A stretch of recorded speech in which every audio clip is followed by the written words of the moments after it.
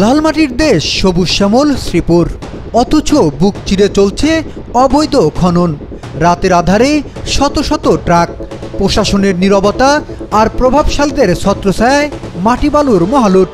প্রকৃতির কান্না যেন মিলিয়ে যায় ট্রাকের ইঞ্জিনের গর্জনে।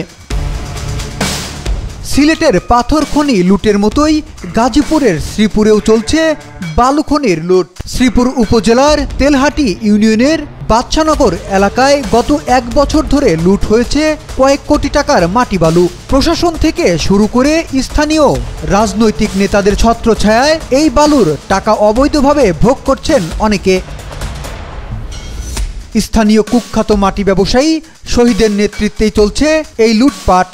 শ্রীপুর যেন মাটি বিক্রির মহোৎসব। খনন করতে করতে বের হয়ে আসছে মূল্যবান লাল বালু, আর 1 ফুটের দাম 100 থেকে 180 টাকা পর্যন্ত। প্রতি রাতেই চলছে খনন কাজ। শত শত ট্রাকে মাটি পরিবহনের ফলে আঞ্চলিক সড়ক এখন বেহাল।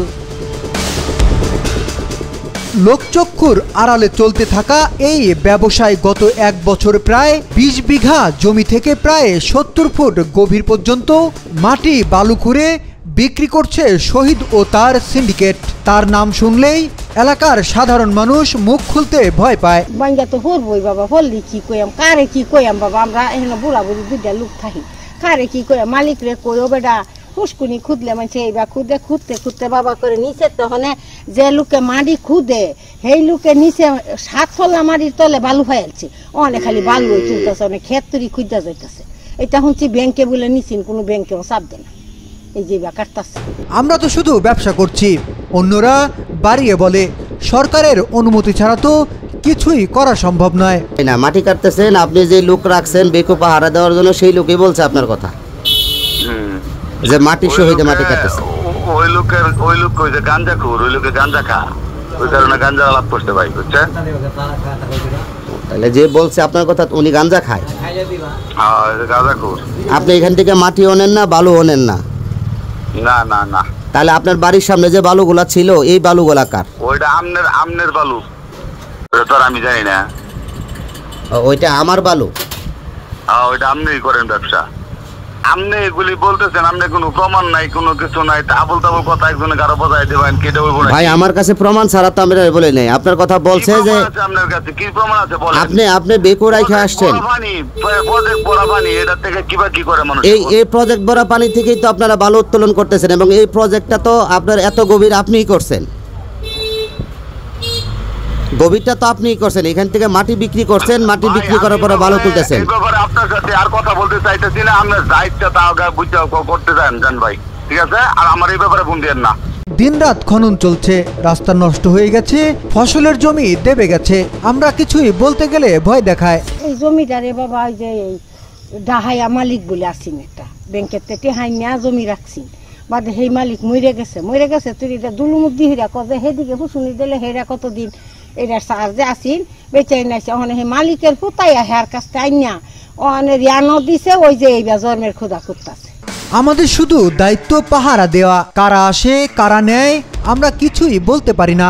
আমি ক্যামেরার সামনে কোনো কথা কইতে না। আপনি যে খালি এটা ঘটনাটা বালুগুলো আসলে কারা উত্তোলন করে এটা একটু বলেন। আমি কইতাম এই যে আপনার বাড়ির পিছনে যে বেকু রাখছে, এটা কার বেকু? এমনি তো মনে করুন এটা তো আনছে শহীদ ভাই বারান বেকু রাহে, বেকুটা দেখে রাউন লাগে 600 টাকা। এমনি আমি অন্য কাজ করি। প্রতিদিন 600 টাকা দেয়? হ্যাঁ, প্রতিদিন 600 টাকা দেয়। এগুলা বালুগুলা কে কিনতেছে, কে নিতেছে? শহীদ। হ্যাঁ, শহীদ নিতেছে। আগে তো কৃষি জমি ছিল। হ্যাঁ, কৃষি জমি তাই উপরে আছে, পুষ্কুনি এটাই খালি করতেছে আর কি, কৃষি জমি আইজ আছে। এভাবে অবৈধ খনন চলতে থাকলে শ্রীপুরের পরিবেশ ধ্বংস হয়ে যাবে। মাটি হারালে কৃষি ও জীব বৈচিত্র্য মারাত্মক ক্ষতিগ্রস্ত হবে। এখানে যে বিষয়গুলো ঘটবে সেটা হচ্ছে যে অচিরেই দেখা যাবে যে আশেপাশের পরিবেশ দূষণের সাথে সাথে এই টপসয়েলের কারণে বা মাটি খননের কারণে আশেপাশে ভাঙন দেখা দিতে পারে। এবং এই যে মূল্যবান বালু তোলার যে বিষয়গুলো বলা হচ্ছে, এটা তো আসলে অনেক আগেই প্রশাসনের দৃষ্টিতে আসা উচিত ছিল, কিন্তু কেন এখন পর্যন্ত আসেনি, অথবা এখানে কিভাবে এই দুর্বৃত্তরা এই ঘটনাগুলো ঘটালো, এই বিষয়গুলো আমাদেরকে আসলে উদ্বিগ্ন করে। আমরা যারা পরিবেশ নিয়ে কাজ করি তারা যেভাবে বুঝতে পারি, সাধারণ মানুষ কিন্তু এই বিষয়গুলো ওইভাবে বুঝতে পারে না, যার কারণে তারা এই ধরনের অসৎ কর্মের সাথে লিপ্ত হয়ে যায়। এবং যারা বুঝে শুনে দেশকে এইভাবে হুমকির মুখে ফেলছে, বিশেষ করে পরিবেশ সংকটাপন্ন করে তুলছে এবং এই ভূগর্ভস্থ পানির সাথে বিভিন্ন ধরনের কন্টামিনেট হবে আগামীতে, অথবা দেখা যাবে যে এই আশেপাশের পরিবেশ বিপর্যয়ের বড় কারণ দেখা দেবে এই খননের ফলে, এগুলো কিন্তু তখন আর রোধ করা যাবে না।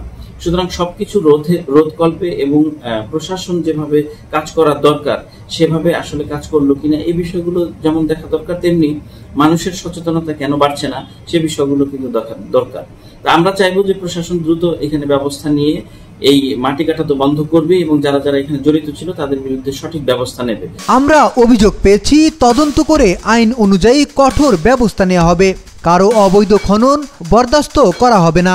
মাটির বুক চিরে গড়ে ওঠা এই অবৈধ বালু সাম্রাজ্য শুধু প্রকৃতির ক্ষতি করছে না, হুমকির মুখে ফেলছে কৃষি জমি ও মানুষের জীবন। বালুর খনির সন্ধান পাইছে এরা 2-3 মাস ধরে। রাতে ভ্রাম্যমাণ ট্রেজার লাগিয়ে এখান থেকে আপনার বালু উত্তোলন করা হয়, লাল বালু। তেলিহাটির বাদশাহনগর। হ্যাঁ, বাদশাহনগর, তেলিহাটি বাদশাহনগর। বা জানেন কিনা? জানলাম আজকে, এখন দেখি কি করা যায়। আজ যদি রোধ না করা যায়, আগামী প্রজন্ম পাবে এক মৃতপ্রায় শ্রীপুর। প্রশাসনের পাশাপাশি সচেতন নাগরিকদেরও এগিয়ে আসতে হবে, কারণ প্রকৃতি রক্ষা মানে আমাদের টিকে থাকা।